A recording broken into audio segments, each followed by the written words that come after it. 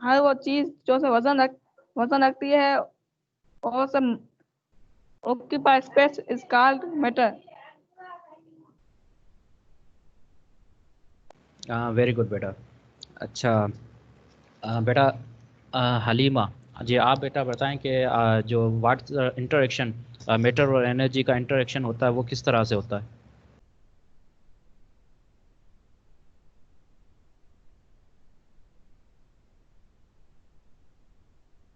Sir, matter in science, matter is terms of any type of material. इनके जो matter है वो बहुत सी मटेरियल्स के टाइप में होता है, और किसी भी चीज जैसे कि मास हो, वो मास बहुत ज्यादा जगह घेरता है।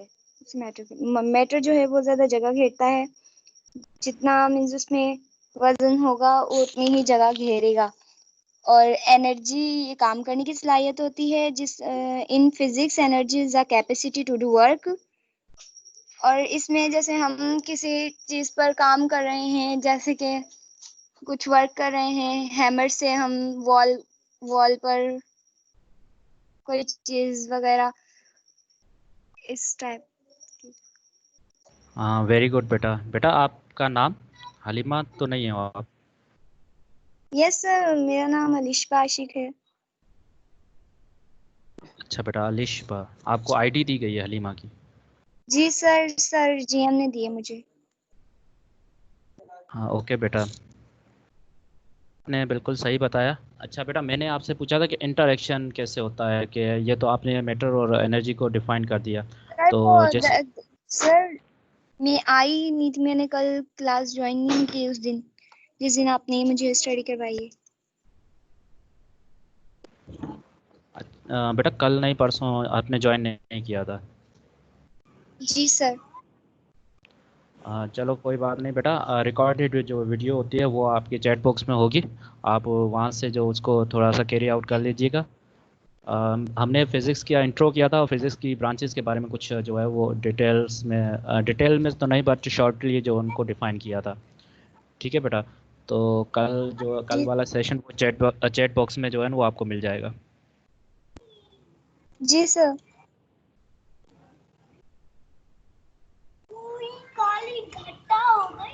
और बेटा नरेश, आपको अगर कुछ बोलना हो तो आप हैंड रेस किया करें, बाकी माइक को जो है ना वो अनम्यूट में मत करें।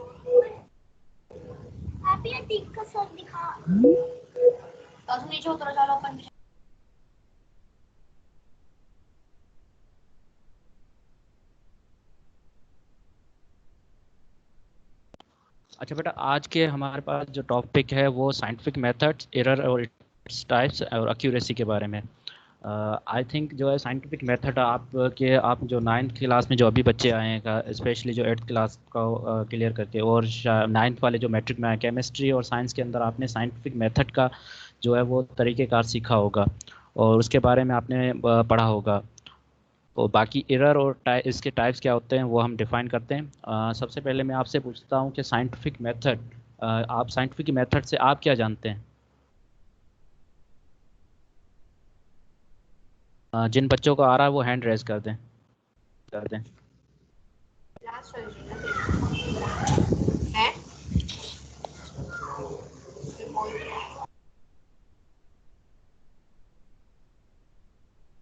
जी बेटा सूरज, आप बताएं साइंटिफिक मेथड क्या होता है? सर किसी भी साइंस की प्रॉब्लम को सॉल्व करने के लिए हम कुछ मेथड्स अप्लाई करते हैं, उन्हें साइंटिफिक मेथड्स कहा जाता है। Very good. और कोई? बेटा अलिशा, आपको अगर कोई क्वेश्चन करना है तो चैट बॉक्स में आप मैसेज ये मत करें, आपके स्क्रीन के सामने एक रेज हैंड का ऑप्शन आ रहा होगा, उसको आप जब क्लिक करोगे तो हम मुझे पता चल जाएगा कि आपने हैंड रेज किया है।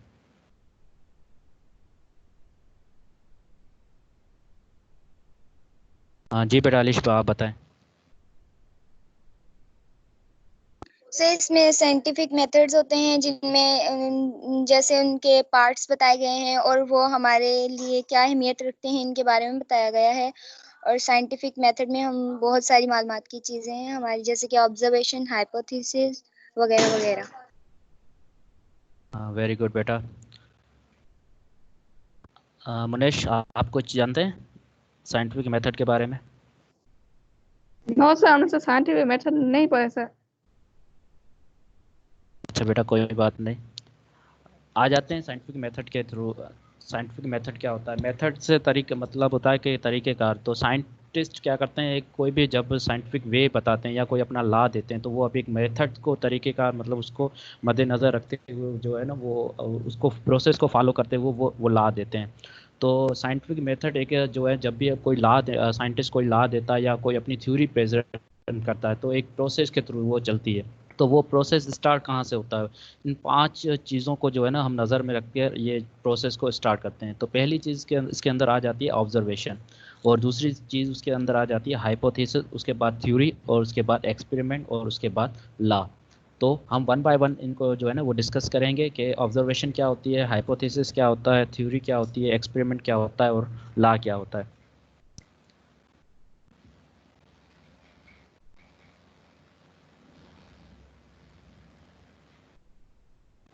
बेटा, आप में से किसी ने कंट्रोल ले लिया है? बेटा, कंट्रोल आपको नहीं लेना है। ये मेरी पहले ही इंस्ट्रक्शन दी गई हुई थी कि कभी भी आपको कंट्रोल नहीं लेना है, और उसके बावजूद भी जो है आप कंट्रोल ले लेते हैं।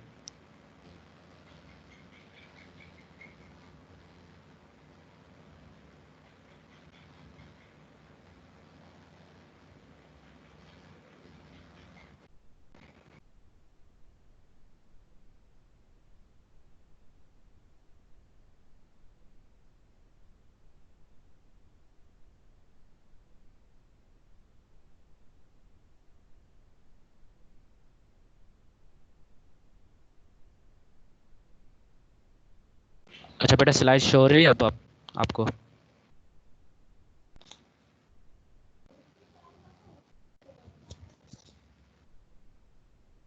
बेटा, सबको स्लाइड शो हो रही है?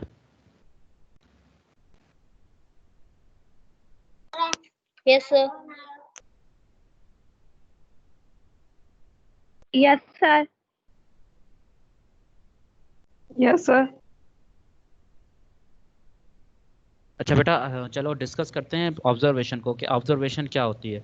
तो ऑब्जर्वेशन का मतलब होता है कि नज़रिया। अगर आप किसी चीज़ को ऑब्जर्व करते हो, जैसे कि अगर आप किसी बंदे को ऑब्जर्व करते हो, जैसे कि कोई न्यू टीचर अगर आपकी क्लास में आ जाता है, तो आप उसको क्या करते हो, ऑब्जर्व करते हो।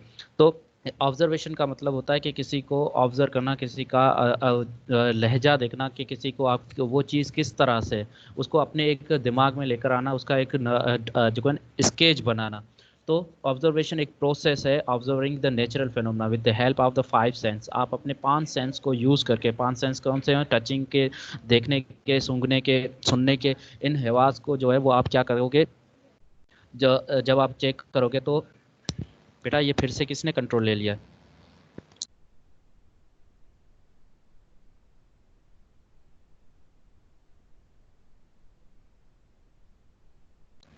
बेटा देखो, आप जो है ना ये कंट्रोल मत लिया करें।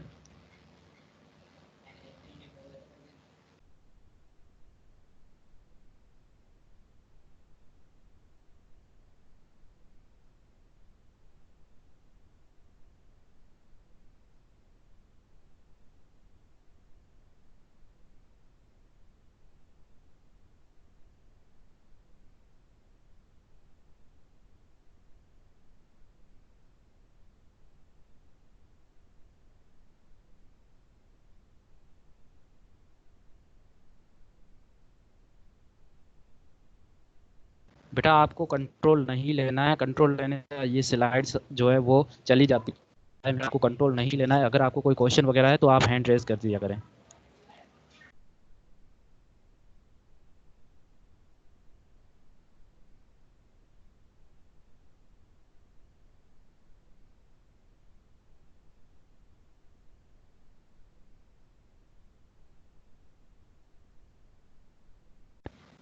अच्छा बेटा, स्लाइड शो हो रही है अब?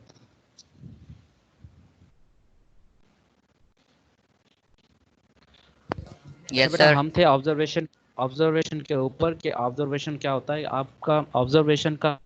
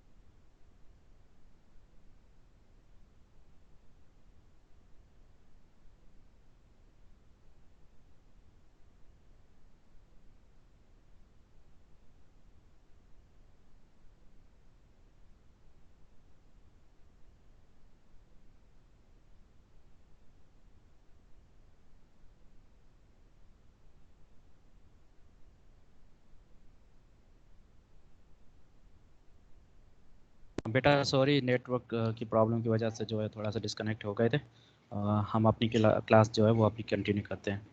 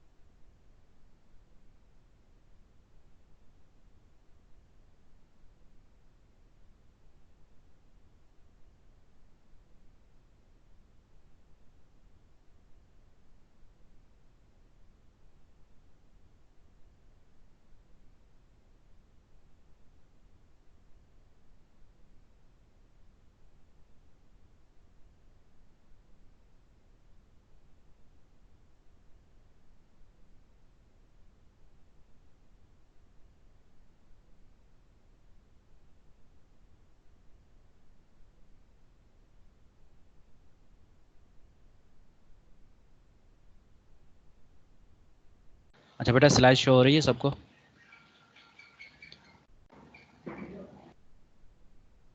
बेटा हम ऑब्जर्वेशन के ऊपर थे कि ऑब्जर्वेशन क्या होता है। ऑब्जर्वेशन बेटा असल में आपके 5 जो सेंस होते हैं, जो आपके टचिंग सेंस होता है, सीइंग सेंस होता है, लिसनिंग सेंस सेंस होता है, उनको आप जो है यूज़ करके आप किसी भी चीज़ को ऑब्जर्व कर सकते हो। जैसे कि अगर आपको लेट सपोज कि मोबाइल का जो टच है वो आप किस तरह से ऑब्जर्व करते हो, वो आपके अपने हैंड्स के थ्रू, मतलब कि टचिंग सेंस को यूज़ करके आप उसको ऑब्जर्व करते हो कि वो काम कर रहा है या नहीं काम कर रहा है। इसी तरह से अगर आपको किसी बंदे को अगर आपको ऑब्जर्व करना है तो आप क्या करते हो, उसको देखते हो कि उसका लहजा कैसा है, उसका बात करने का तरीका कैसा है, तो आप उसका एक ऑब्जर्वेशन, उसकी जो है वो नज़रिया देख रहे हो।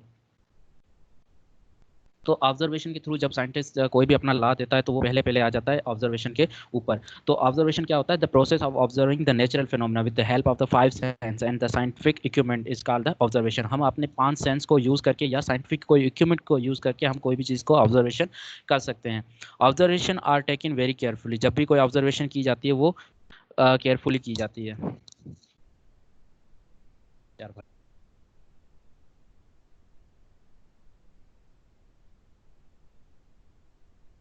बेटा मैं लास्ट वार्निंग दे रहा हूँ, आप जो है ना कंट्रोल मत लिया करें।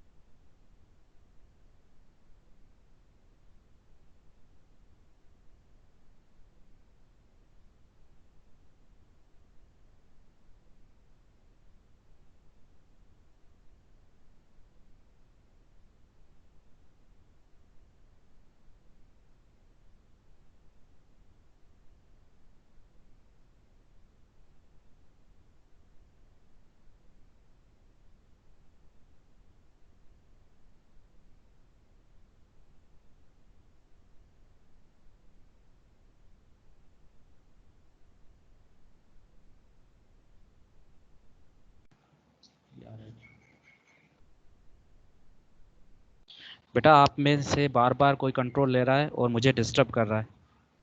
बेटा अगर आप चाहते हैं क्लास लेना तो सही से क्लास ले लें, क्यों आप दूसरे बच्चों के भी पढ़ाई को डिस्टर्ब कर रहे हैं।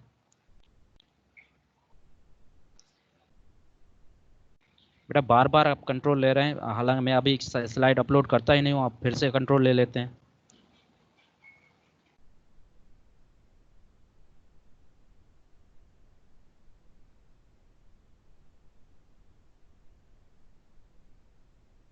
कंट्रोल आपको नहीं लेना है।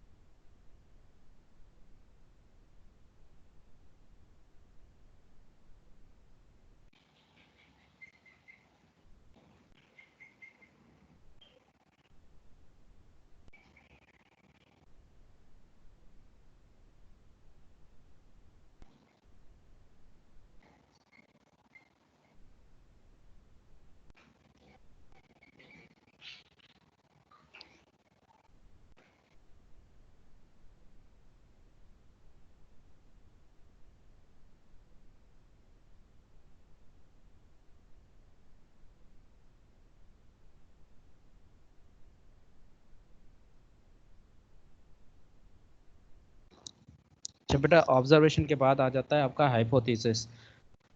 ठीक है बेटा, ऑब्जर्वेशन क्या, जब हम 5 सेंस या कोई अपना जो इक्विपमेंट है उसको यूज़ करके जब किसी चीज़ को ऑब्जर्व कर लेते हैं, फिर हम अपनी उसकी एक्सप्लेनेशन देते हैं।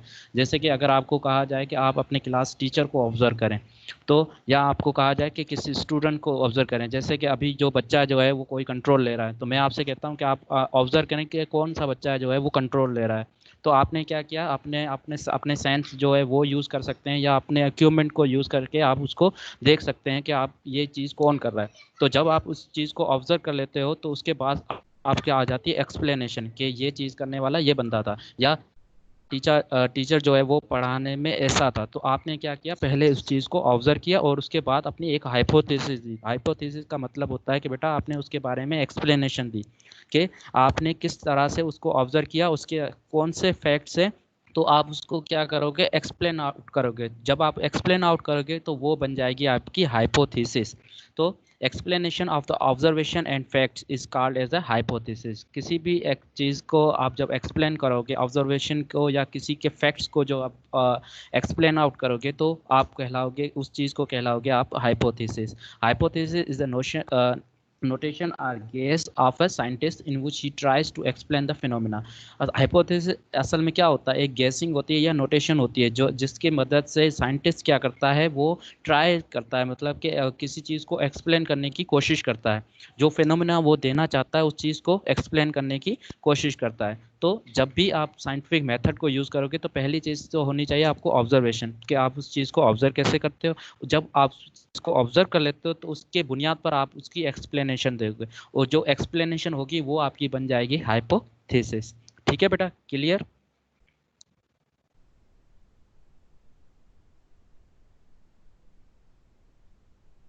बेटा ये बात समझ में आई, हाइपोथेसिस और observation. Yes, sir. Yes sir.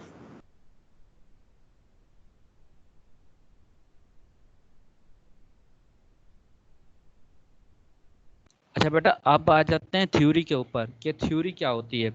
जब बेटा आपने ऑब्जर्वेशन किसी चीज़ को कर लिया, कि आपने कोई इक्विपमेंट यूज़ करके या कोई अपना जो है 5 सेंस को यूज़ करके आपने किसी चीज़ को ऑब्जर्व कर दिया, और उसके बारे में आपने क्या किया, एक्सप्लेनेशन भी दे दी। जब आपने उस चीज़ की एक्सप्लेनेशन दी थी तो अब वो आपका हाइपोथेसिस बन गया। तो अब यहाँ पर क्या होता है कि थ्योरी जब बनती है, कि आप if a hypothesis is accepted it's called as a theory. जब आपका हाइपोथेसिस जो आपने एक्सप्लेनेशन दी है वो आपकी एक्सप्लेनेशन अगर एक्सेप्ट हो जाती है, मतलब कि कबूल हो जाती है, तो वो बन जाएगी आपकी theory. Scientist design a theory on the basis of the hypothesis and give an elaborated explanation about the phenomena. Scientist क्या करते हैं, कोई थ्योरी डिजाइन करते हैं, वो थ्योरी जो है वो हाइपोथेसिस के बुनियाद पर डिजाइन करते हैं, और वो जो एक्सप्लेनेशन को दे रहे हो, जो फिनोमेना के बारे में जो बता रहे हैं, उसको एलाबोरेट करते हैं, उसको एक्सप्लेन आउट करते हैं, उसको मज़ीद जो है वो डिस्कस करते हैं।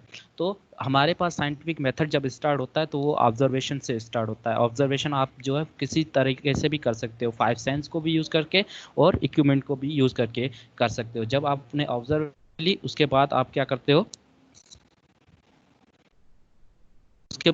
करते हो, कि आप जो है उस चीज़ को जो है एक्सप्लेन आउट कर लेते हो। तो उस एक्सप्लेन आउट करने के बाद जो है वो चीज़ आपकी बन जाएगी हाइपोथेसिस। जब आप हाइपोथेसिस आपने कर लिया तो उसके बाद आपकी आ जाएगी थ्योरी। थ्योरी जब आएगी, जब आपका जो एक्सप्लेनेशन जो आपका हाइपोथेसिस है वो एक्सेप्ट हो जाएगा। जब चीज़ एक्सेप्ट हो जाती है तो वो बन जाती है आपकी थ्योरी। अच्छा बेटा, यहाँ पे फिर से जो है ना बच्चों ने कंट्रोल ले लिया है। So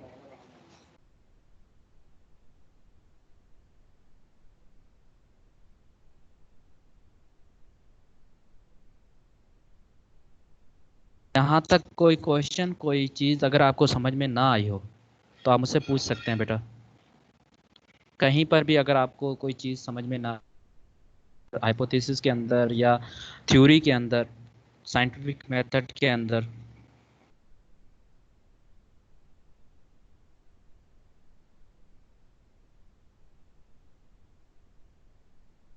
no sir. हाइपोथेसिस दोबारा समझ है। हाइपोथेसिस, अच्छा बेटा, हाइपोथेसिस क्या होता है कि अगर आपने किसी चीज़ को ऑब्जर्व किया है, जैसे कि लेट्स सपोज आपने इस क्लास में जो है वो ड्यूरिंग, हमें कह रहा हूँ कि कंट्रोल ना लें, ठीक है। तो आपने क्या किया कि ऑब्जर्व किया और आपने देखा कि ये फला ये बार बार, ठीक है। तो ये आपकी क्या हो गई, ऑब्जर्वेशन हो गई, सही है। अब ऑब्जर्वेशन तो हो गई, अब आप इसको एक्सप्लेन कैसे करते हैं, ठीक है। तो आप क्या करोगे कि सर ये फला बंदा जो है ये क्या कर रहा है, इस चीज़ को जो है वो बार बार कंट्रोल कर रहा है। तो यहाँ पर क्या हो जाएगी, आपकी एक्सप्लेनेशन हो जाएगी। अब ये एक्सप्लेनेशन आप ऐसे तो नहीं दोगे, उसके कुछ फैक्ट्स होंगे, उसके कुछ ना कुछ रिजल्ट्स होंगे, उसके बुनियाद पर आपके ये एक्सप्लेनेशन दोगे तो वो आपका बन जाएगा हाइपोथेसिस।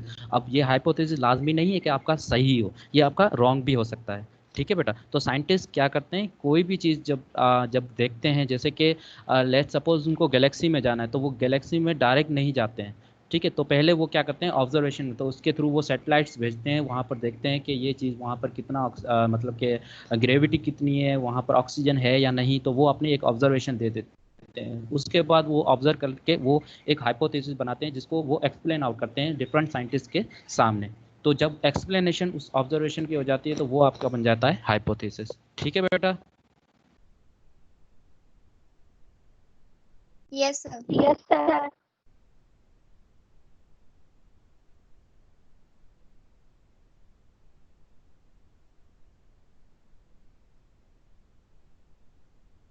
और बेटा थ्योरी जो होती है वो क्या होता है, जब आपका हाइपोथेसिस कोई जब एक्सेप्ट हो जाता है, जैसे कि लेट सपोज आपने कहा कि यहाँ पर कंट्रोल लेने वाला ये फला बंदा था, आपने एक्सप्लेनेशन दी और उसके कुछ मैंने फैक्ट्स देखे, उसके मैंने देखा कि वाकई ये, तो मैंने क्या किया, आपके हाइपोथेसिस को एक्सेप्ट कर लिया। अगर आपका हाइपोथेसिस एक्सेप्ट हो जाता है तो वो आपकी बन जाएगी थ्योरी। जब भी साइंटिस्ट कोई एक्सप्लेनेशन, कोई फेनोमेना बनाते हैं या कोई लॉ बनाते हैं, उसके लिए वो थ्योरी प्रेजेंट करते हैं, और थ्योरी जो है वो आपके हाइपोथेसिस की बुनियाद पर आती है, ठीक है बेटा। Yes sir.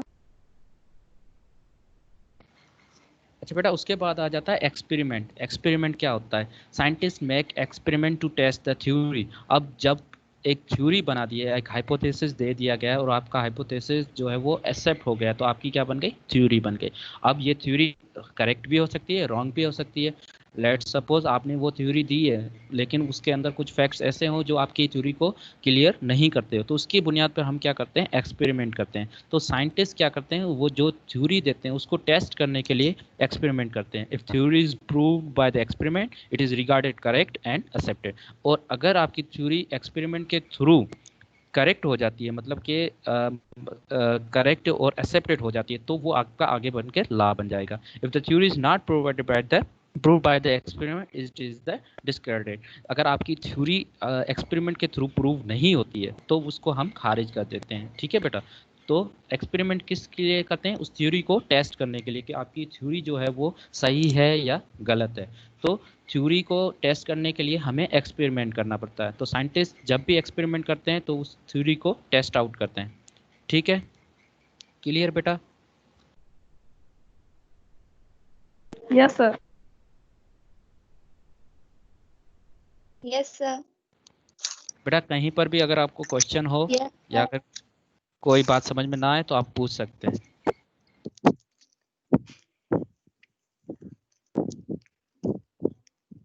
when the theory has been through checked under बेटा different अलिशबा stages. आप अपना माइक जो म्यूट कर दें।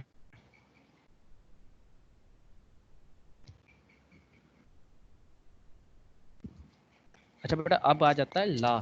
तो हमने कहा कि पहली चीज़ ऑब्जर्वेशन होनी चाहिए, ऑब्जर्वेशन के बाद हमारे पास हाइपोथेसिस आया, हाइपोथेसिस के बाद थ्योरी आई, थ्योरी के बाद हमने उस थ्योरी को टेस्ट किया जिसको हमने कहा कि हमने एक्सपेरिमेंट किया। उसके बाद बेटा आपका आ जाता है लॉ। क्यों लॉ कब बनता है? जब आपकी थ्योरी जो है वो एक्सेप्ट हो जाती है और वो करेक्ट होती है। When a theory has been thoroughly checked under the different situation and it gives the same result then it becomes the law. अगर आपने जो थ्योरी दी है वो आपने डिफरेंट एक्सपेरिमेंट डिफरेंट सिचुएशन को फॉलो करते हुए वो अगर आपकी करेक्ट हो जाती है, वो आपकी एक्सेप्ट हो जाती है, तो साइंटिस्ट उसको बना देते हैं लॉ। तो जैसे कि आप न्यूटन्स का लॉ पढ़ते हैं या ग्रेविटेशनल लॉ पढ़ते हैं तो वो वैसे ही नहीं आ गया कि वो बस न्यूटन ने बोला और लॉ बन गया। वो उसको भी उसने पहले ऑब्जर्वेशन की थी, उसके बाद उन्होंने एक हाइपोथेसिस दिया था, फिर वो हाइपोथेसिस काफ़ी मरतबा रिजेक्ट भी हुआ। जब आपका रिजेक्ट होकर मतलब कि वो ट्राई करते गए, फिर जो है वो थ्योरी बनी और थ्योरी के बाद उन्होंने फिर से एक्सपेरिमेंट किए। तो जब उसके एक्सपेरिमेंट बिल्कुल फाइनलाइज हो गए, मतलब कि वो अब उसके अंदर मतलब कि ये बिल्कुल ही करेक्ट हो गया, तो तब वो आपका बन जाएगा लॉ। तो लॉ क्या एक्सप्लेन करता है? The law explain the observation and the experiment about a physical phenomena. आप जो फिजिकल फिनोमिना के बारे में बता रहे हैं तो उस को एक्सप्लेन करता है। वो आपकी ऑब्जर्वेशन और एक्सपेरिमेंट जो आपने टेस्ट किए हैं उसको क्या करता है? एक्सप्लेन करता है। जैसे कि न्यूटन ने 3 लॉ दिए थे, first law of Newton, second law of Newton, third law of Newton. तो सेकंड लॉ ऑफ न्यूटन के अंदर उसने क्या कहा था कि हम किसी बॉडी के ऊपर तो लगाएंगे तो उसके अंदर क्या आ जाएगा? मोशन आ जाएगा। तो मोशन मतलब कि एक्सेलरेशन प्रोड्यूस हो जाएगी। तो ये उस सेकंड लॉ उसने दे दिया है। तो वो सेकंड लॉ वो वैसे ही नहीं दिया, उन्होंने पहले ऑब्जर्वेशन की होगी, उसके बाद उन्होंने हाइपोथेसिस दिया होगा और उसके बाद उन्होंने थ्योरी बनाई होगी और थ्योरी को उन्होंने एक्सपेरिमेंट के थ्रू जो है वो दिखाया होगा। उसके बाद जो उन्होंने ये लॉ बनाया। तो हम जब भी कोई साइंटिफिक मेथड को फॉलो करते हैं, मतलब कि कोई लॉ बनाते हैं, तो ये साइंटिफिक मेथड्स जो है हम फॉलो करते हैं। ठीक है बेटा, क्लियर यहाँ तक?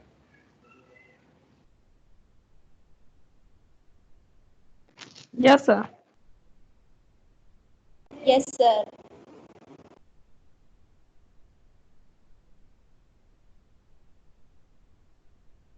बेटा कोई question? No sir. Sir slide show नहीं हो रही है।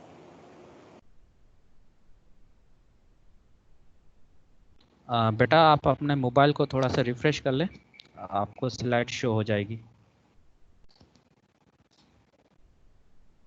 Okay sir.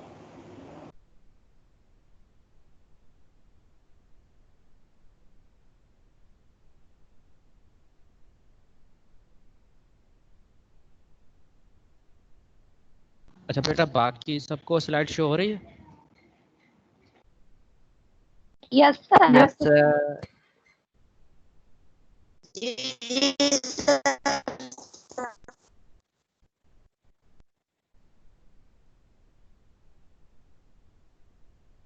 अच्छा बेटा अब आ जाते हैं एरर के ऊपर। हमने साइंटिफिक मेथड का जो टॉपिक है वो थारोली हमने जो है वो एक्सप्लेन आउट कर दिया है। और अब जो है हम एरर के बारे में पढ़ते हैं कि एरर क्या होता है। तो यहाँ पर हम देखते हैं कि डेफिनेशन क्या कह रही है कि an error is defined that the difference between the measured and actual value. आपकी जो डिफरेंस आ जाए, मतलब कि आपकी एक मेजर मतलब कि आपने एक चीज़ को मापा है और एक चीज़ आपके पास एक्चुअल आनी चाहिए, उसके अंदर अगर आपका डिफरेंस आ जाए तो आप कहोगे कि इसके अंदर एरर आ गया है। इसके अंदर क्या आ गया है? आपका एरर आ गया है। लेट्स सपोज आपके मैथ के प्रॉब्लम या आपका फिजिक्स का कोई प्रॉब्लम आपको सॉल्व करना है और उसका जो जवाब आना चाहिए 50 न्यूटन आना चाहिए था, लेकिन आपने कैलकुलेटर यूज़ किया और उसका जो जवाब आया वो आपका आ गया 70 न्यूटन। तो क्या आपका मेजर की गई वैल्यू और एक्चुअल वैल्यू क्या एक जैसी है? नहीं, यहाँ पर वो एक जैसी नहीं। तो हम कहेंगे कि यहाँ पर आपका क्या आ गया है, एरर आ गया है। तो ये हो सकता है एरर आपका कैलकुलेटर की वजह से भी हो, या हो सकता है आपने कैलकुलेटर को इस्तेमाल किया उसकी वजह से भी हो सकता है। तो ये इसके मतलब के एरर के टाइप्स हो सकते हैं। तो पहले तो सिंपल लफ्ज़ों में हमने हमने क्या पढ़ा कि एरर होता क्या है कि आपका मेजर की गई वैल्यू और एक्चुअल वैल्यू में अगर आपका डिफरेंस आ जाए तो उस चीज़ को हम कहेंगे एरर आ गया है। ठीक है बेटा? Yes sir. Yes sir. तो बेटा यहाँ पर आम लफ्ज़ों में हम ये डिफाइन करेंगे the difference between the measured and actual value that's called as a error. अच्छा बेटा, अब आ जाते हैं types of error. Types of error तीन किस्म के टाइप्स होते हैं एरर के। एक होता है पर्सनल एरर, दूसरा होता है सिस्टमेटिक एरर और तीसरा होता है रैंडम एरर। तो यहाँ पर हम जो है ना वन बाय वन को डिस्कस करेंगे। आपसे मैं कुछ पूछना चाहूँगा कि आपको क्या पता है, जैसे कि यहाँ पर लफ्ज़ों में कुछ पता चल रहा है जो पर्सनल, पर्सनल के मतलब कि मेरे ऊपर आ रही है, पर्सनल बात है तो मतलब कि पर्सनल एरर। तो पर्सनल एरर मतलब क्या है, किसकी गलती? सिस्टमेटिक एरर, सिस्टमेटिक मतलब कि ये लफ्ज़ से हमें पता चल रहा है कि इसके अंदर कोई गलती होगी तो क्या, सिस्टम की। रैंडम एरर, तो आप मुझे जो है कोई बताए बच्चा कि इसके आप इसके बारे में क्या जानते हैं? सर कोई एरर जो रैंडम मींस एक्सीडेंटली काज हो जाए तो उसे रैंडम एरर कहा जाता है। वेरी गुड, जो एक्सीडेंटली जो है कोई काज हो जाए वो रैंडम एरर हो जाता है, बिल्कुल। और कोई पर्सनल एरर और सिस्टमेटिक एरर को डिफाइन करेगा बेटा? सर पर्सनल है सर, वो है जो हमसे हो सर, जो हमारी गलती हो। वेरी गुड बेटा। और कोई बेटा सिस्टमेटिक एरर को डिफाइन करेगा?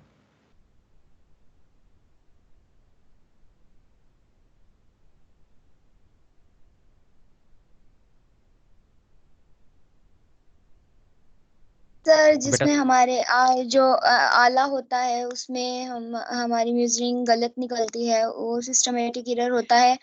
और पर्सनल एरर उसे कहते हैं जिसमें हमारी खुद की कोई मिस्टेक हो, भले वो मेजरमेंट में हो भले वो स्केल में हो, उसे हमें पर्सनल एरर कहते हैं। वेरी गुड बेटा। बेटा सुमैया, आपको आप मुझे बता सकती है सिस्टमेटिक एरर क्या कहता है, मतलब कि सिस्टमेटिक एरर में क्या हो सकता है? No sir. ओके बेटा, हम वन बाय वन इसको डिस्कस कर लेते हैं। पहले आ जाते हैं personal error. Personal error can arise due to the making of the mistake in reading a scale. In order to record a reading, you have to line up the object you are measuring with the scale. बेटा देखें फिर से आपने control ले लिया।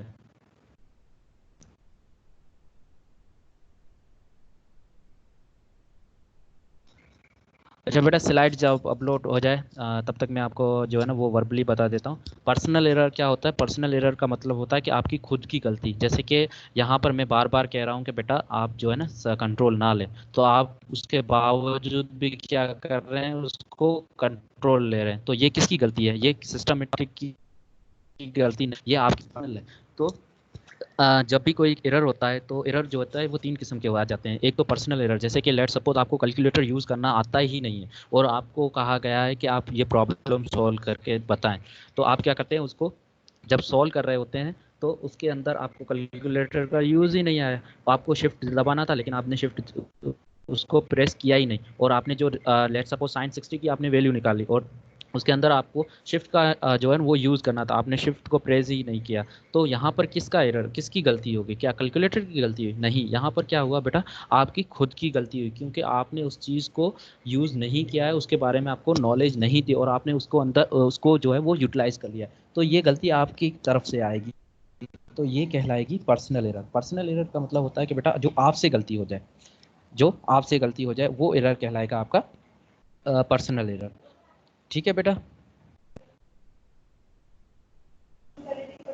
Yes sir. Yes, sir.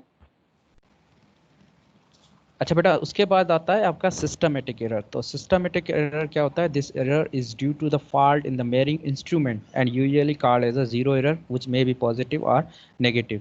तो बेटा यहाँ पर कह रहा है कि सिस्टमेटिक एरर होता है वो आपका पास होता है आपका सिस्टम के मुताबिक। मतलब कि लेट सपोज जैसे कि यहाँ पर जब मैंने स्टार्ट की थी तो शुरू में मेरी नेट सही चल रहा था, लेकिन थोड़ी देर के बाद मुझे नेट का प्रॉब्लम हो गया। तो इसके अंदर गलती किसकी हुई? ना मेरी हुई ना ही आपकी हुई। तो यहाँ पर एरर आया, जो आपको डिस्टरबेंस आई वो किसकी वजह से आई? वो आपके सिस्टम के वजह से आई। तो सिस्टमेटिक एरर का मतलब ये होता है कि वो एरर जो आपका जो फॉल्ट आए वो किसी इंस्ट्रूमेंट की मदद से आए, उस एरर को हम ज़ीरो एरर भी कहते हैं। और ये पॉजिटिव भी हो सकता है और नेगेटिव भी हो सकता है। जब आप वर्नियर कैलिपर या जो आप मेजरिंग इंस्ट्रूमेंट यूज़ कर रहे होते हैं, ठीक है, वर्नियर कैलिपर या स्क्रू गेज यूज़ कर रहे होते हैं, तो उसके अंदर ये एरर आते हैं। ठीक है, वो मिनिमम होते हैं 0.002। तो लेट सपोज 0.002, लेकिन एरर तो है, उसके अंदर मिस्टेक्स तो है, आपकी एक्चुअल वैल्यू और मेजर की गई वैल्यू में डिफरेंस तो है। तो वो एरर आपका जो आएगा वो एरर कहलाएगा आपका सिस्टमेटिक एरर। ठीक है बेटा।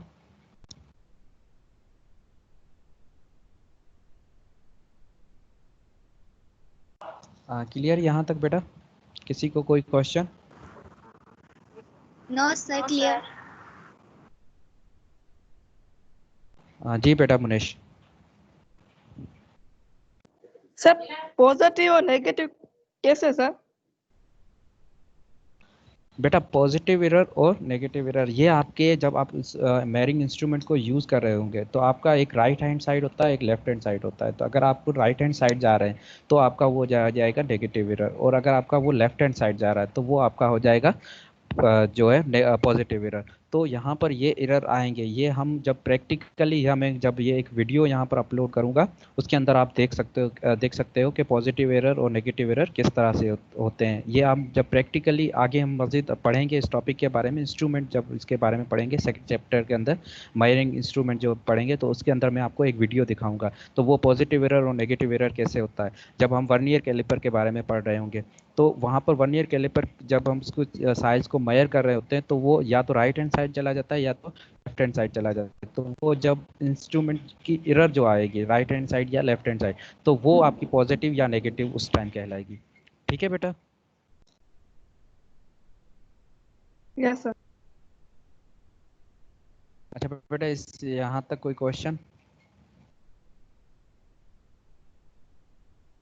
No sir. No sir.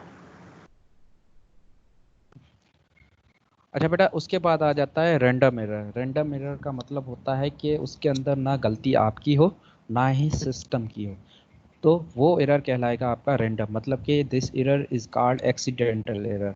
Accidental error मतलब कि एक्सीडेंट हो जाता है, जैसे कि अगर आप जैसे कि यहाँ पर एक्सीडेंट की वजह से कोई चीज़ हो जाती है, मतलब कि आप बाज़ार में जा रहे हो और उसके अंदर ना गलती आपकी हो ना गलती, लेकिन आपका टायर लेट्स सपोज बाइक का टायर जो है वो पंचर हो जाता है। तो उसके अंदर किसकी गलती? क्या बाइक की गलती थी? क्या वो जो है सही नहीं चल रही थी? या आपकी खुद की गलती थी कि आपने उस टायर को पंचर किया? का आपका रैंडम एरर हो गया, वो एक्सीडेंटली हो गया है, वो आपने जानबूझकर नहीं किया है। तो यहाँ पर रैंडम एरर जो आते हैं वो आपके इन्वायरमेंट की वजह से आते हैं। मतलब कि ये एरर जो आते हैं वो तकरीबन आपके एक्सपेरिमेंट जब आप कर रहे होते हैं तो वहाँ की टेम्परेचर के हवाले से या वोल्टेज के हवाले से उसके अंदर जो है वो एरर आते हैं। तो this arises due to the experimental condition. जब आप कोई एक्सपेरिमेंट कर रहे होते हो, ठीक है बेटा, तो वहाँ पर कोई कुछ कंडीशन होती है, जैसे कि कोई लेट सपोज आपको पेट्रोल को आपको यूज़ करना हो, तो आप उसको लैब के अंदर यूज़ तो कर रहे हो, लेकिन उसकी कुछ ना कुछ टेम्परेचर की दर्जे हरारत को आपको नज़र रखते हुए वो यूज़ करना है। तो आप अगर खुले मैदान में उसको यूज़ करोगे तो क्या होगा, वो रैपिडली जो है वो गायब हो जाएगा। तो यहाँ पर एरर क्या आएगा, वो एरर जो होता है वो एक्सपेरिमेंट मतलब कि एनवायरनमेंट की वजह से आएगा। तो ऐसे एरर जो आपके इन्वायरमेंट की वजह से आए या एक्सीडेंटली जो एरर आ जाए, उस एरर को हम कहते हैं random error. For example change in temperature. अब टेम्परेचर का चेंज होना ये हमारे हाथ में नहीं है, ठीक है बेटा, लेकिन उसको हम मेंटेन कर सकते हैं। लेकिन लेट सपोज आपका जब बाहर का जो दर्जे हरारत है, टेम्परेचर है वो, और कमरे का जो दर्जे हरारत है, जो टेम्परेचर है वो चेंज है। आप उसके अंदर क्या करते हो, आप उसको कूलिंग करते हो। लेट सपोज आपने एसी का यूज़ कर लिया, तो आपने उसको क्या किया, टेम्परेचर को मेंटेन किया है। तो ये टेम्परेचर होना या वोल्टेज का जो है वो चेंज होना या ह्यूमिडिटी का चेंज होना, ये हमारे हाथ में नहीं होता, ये आपका एनवायरनमेंट के हाथ में होता है, ये खुद ब खुद हो जाता है। तो ऐसे एरर जो एनवायरनमेंट की वजह से आए, उस एरर को हम कहते हैं random error. These are the beyond the control of the person making the measurement. ये इंसान के या ये उस बंदे के मतलब के कंट्रोल में नहीं होता है, ठीक है बेटा, वो उस चीज़ को कंट्रोल नहीं कर सकता है। ये एरर आते हैं, ठीक है बेटा। और इन्वायरमेंट को हम कोई भी बंदा जो है उसको कंट्रोल नहीं कर सकता, लेकिन उसको हम मेंटेन ज़रूर कर सकते हैं। वो हम मेंटेन किस तरह से कर सकते हैं, बाय यूजिंग द एसी। मतलब एसी की जो है वो यूज़ लेकर हम उस चीज़ को जो है, उस कमरे को जो टेम्परेचर जो है वो उसको मेंटेन कर सकते हैं। ठीक है बेटा, क्लियर यहाँ तक? Yes sir. Yes sir. Sir ये वही है, रैंडम एरर है जिसमें ना हमारी गलती हो और ना ही हमारे सिस्टम की। बिल्कुल बेटा, रैंडम एरर के अंदर जो है ना, वो ना ही आपकी गलती ना ही आपकी सिस्टम की गलती होगी। ये जो गलती होगी वो आपकी इन्वायरमेंट की होगी, ठीक है बेटा, क्योंकि आप टेम्परेचर को कंट्रोल नहीं कर सकते।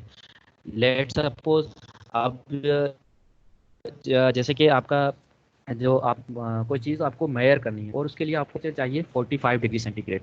तो क्या 45 डिग्री सेंटीग्रेड क्या आप उसको जो है वो मेंटेन कर सकते हो? वो आप मेंटेन नहीं कर सकते, क्योंकि टेम्परेचर जो है सुबह धूप जो दिन के टाइम जो होता है वो लेट सपोज 45 का हो गया, लेकिन शाम के टाइम या जब आप सुबह के टाइम उसको मेयर कर रहे हैं तो क्या उस टाइम वो टेम्परेचर वहाँ इतना होगा?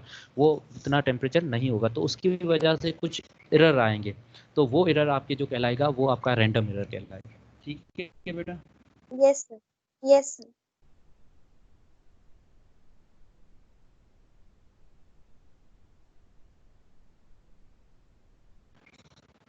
बेटा लास्ट जो है हमारा टॉपिक वो है एक्यूरेसी, कि एक्यूरेसी क्या होती है।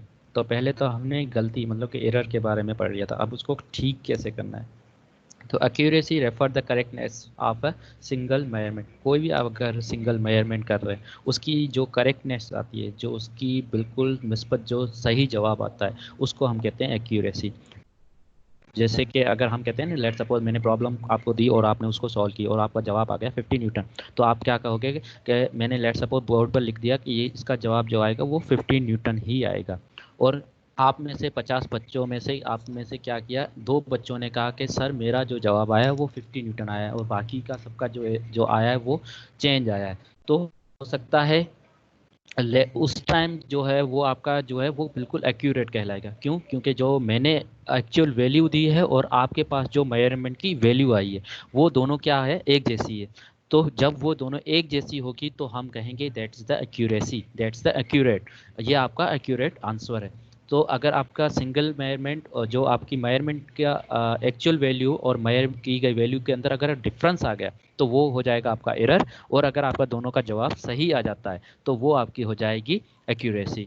Accuracy is determined by the comparing the measurement against accepted value. Accuracy जो है वो हम कंपेयर करते हैं, जब मेजरमेंट करते हैं तो उसके अंदर जो आपकी दी गई वैल्यू, जो आपकी सही वैल्यू है, जो आपकी एक्सेप्टेड वैल्यू है। लेट सपोज मैंने कहा था 50 न्यूटन जो जिसका जवाब आएगा उसका जवाब सही होगा, तो ये क्या था, एक्सेप्टेड वैल्यू थी, जो मैंने क्लियर आउट कर दिए कि 50 न्यूटन जवाब आना चाहिए। तो जिन बच्चों का 50 न्यूटन जवाब आएगा दैट्स द एक्यूरेट आंसर, तो वो उन बच्चों की क्या कहलाएगी, एक्यूरेसी कहलाएगी। An accurate measurement is an accurate measurement is close to the बेटा ये कोई पढ़ेगा?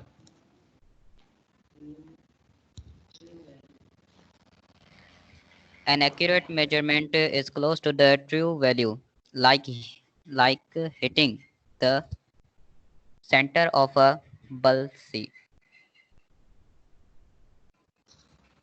अच्छा बेटा, एक्यूरेट जो होता सर है मैं मतलब कि हम बेटा मैं डिफाइन कर रहा हूँ। एक्यूरेट मेजरमेंट का मतलब क्या होता है कि आप जो चीज़ को हिट कर रहे हैं, जिस चीज़ को आपको टारगेट को हिट करना है, जैसे कि अगर आपको बुल्स की आइज़ के अंदर आपको हिट करना है तो वो आपकी क्या है, एक्यूरेट वैल्यू है, मतलब कि वो आपकी वैल्यू आपकी होनी चाहिए। तो जब आप उस चीज़ को हिट कर देते हो तो वो आपकी कहलाएगी एक्यूरेसी। ठीक है बेटा। तो एक्यूरेसी सिंपल लफ्ज़ों में एरर को जब हम रेक्टिफाई कर लेते हैं, करेक्ट कर लेते हैं, तो वो आपकी चीज़ हो जाती है एक्यूरेसी। जब आपका मेजर की गई वैल्यू और एक्चुअल वैल्यू के अंदर डिफरेंस आ जाए तो वो हो जाएगा आपका एरर। और अगर की दोनों का जवाब एक जैसा हो तो वो आपकी कहलाएगी एक्यूरेसी। ठीक है बेटा, यहाँ तक बात समझ में आई आपको?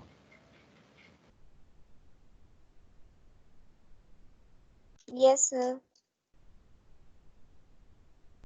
Yes sir.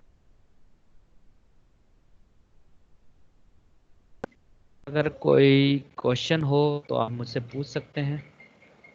यहाँ तक अगर कोई आपको जो है ना बात समझ में ना आई हो तो बेहिचक आप मुझसे पूछ सकते हैं, मैं आपको दोबारा वो चीज़ समझा दूंगा।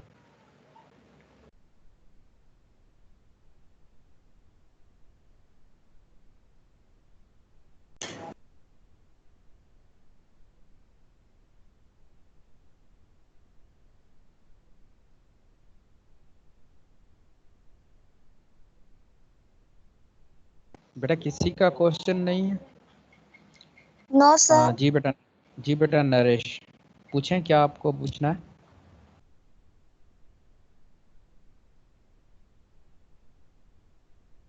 जी बेटा नरेश, आपने हैंड रेज किया है, पूछें आपका क्वेश्चन।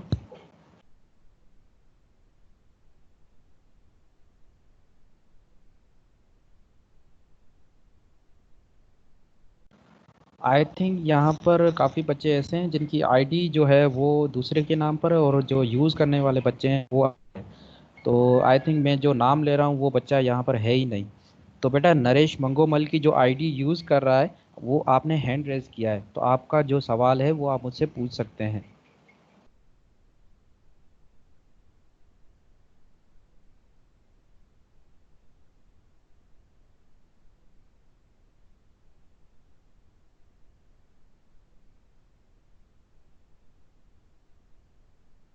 यूज़ कर रहा है।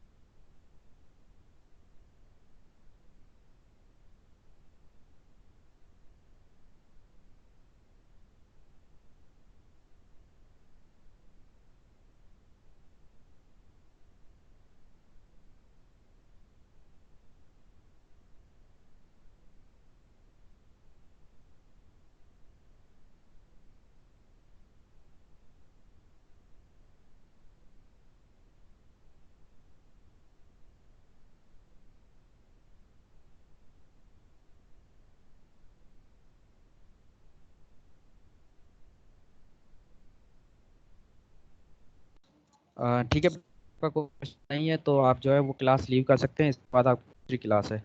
ठीक है बेटा, तो 1 बाय 1 जो है वो आप लीव करना स्टार्ट हो जाए। और अगर क्वेश्चन है तो चैट बॉक्स में जो है वो आप मुझे भेज दीजिएगा, और चैट बॉक्स में हर कोई बच्चा अपना नाम ज़रूर भेजे। ठीक है बेटा, क्लियर? अल्लाह हाफिज़। अल्लाह अल्लाह हाफिज हाफिज। सर।